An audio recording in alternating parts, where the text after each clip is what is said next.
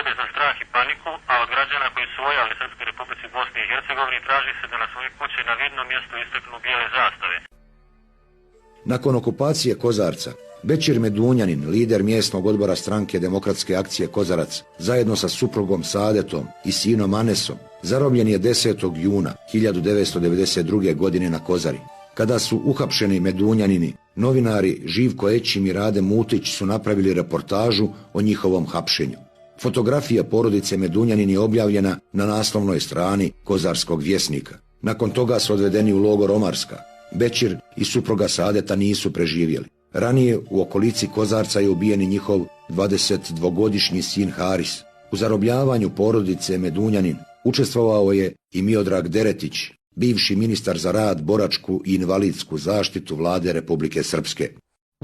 Redakcije Kozarskog vjesnika i radija Prijedor su u prvim danima i mjesecima agresije na Republiku Bosnu i Hercegovinu svojim tekstovima i emisijama na smrt osudile mnoge Prijedorčane. Izvršioci medijske pripreme za odstrel, prekaljeni propagandisti zločinačke politike i danas su na slobodi. Predvodnici prijedorskih medija smrti su bili Mile i Rade Mutić, Živko Ećim i Miloš Aprilski. Prijedorski radio se doslovce može porediti sa radijom Kigali. Ja nikad neću zaboraviti te neke poruke koje je taj medij slao, koliko je psihološki pripremano srpsko stanovništvo za taj zločin. U njihovim glavama, u momentima dok su nas ubijali, pretpostavljam, bio najsvetiji čin ubiti nekog od nas.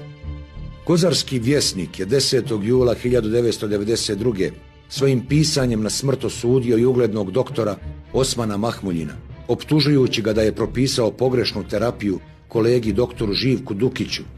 Tekst je potkrijepljen izjavom doktorice Radojke Elenkov, direktorice Prijedorske bolnice. Prije nego što je nakon teških mučenja ubijen Azur Jakupović, vlasnik kafića Malboro iz Kozarca, prepunog modrica na licu, intervjuisali su novinari Rade Mutić i Živko Ećim, Muhamed Čahajić, Abdullah Puškar, dr. Jusuf Pašić, Hamdija Balić, Ferid Sikirić, Ćamil Pezo.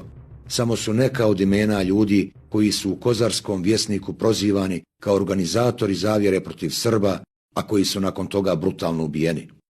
Svi ti članci koji su objavljivani u maju već 1992. godine služili su kao optužbe za te ljude i tim člancima su falsifikovani dijelovi historije i falsifikovani su biografije tih ličnosti i najveći dio tih ljudi iz Prijedora koji su prozvani u tim pamfletima su, nažalost, ubijeni.